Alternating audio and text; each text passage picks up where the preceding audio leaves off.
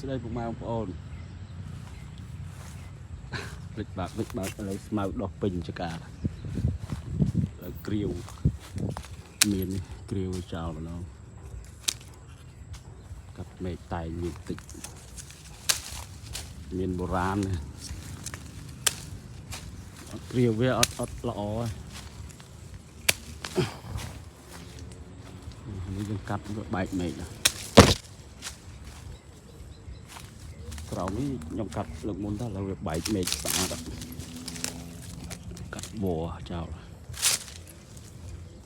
មេឃណាអត់ប្រយោជន៍យើងកាត់វាចោលទៅកាត់ចោលមកវាបឺតជីទុកវាបឺតជី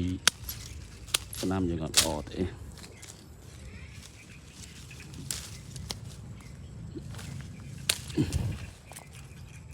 មានតែការងារនៅផ្ទះ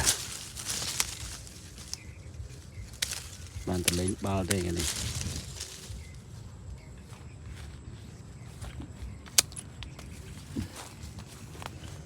ធ្វើវីដេអូចែកជូនពុកម៉ែបងប្អូនមើលកម្សាន្ត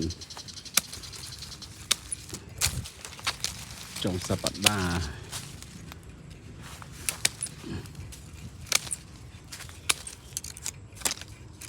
លាស់មកស្អាតហើយគ្រាវវាមកតង់ទៀត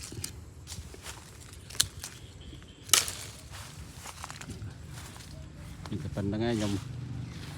អរគុណច្រើនពុកម៉ែបងប្អូនដែលបានទស្សនាទាំងអស់គ្នាអរគុណច្រើនសុខសប្បាយចុងសប្តាហ៍ទាំងអស់គ្នា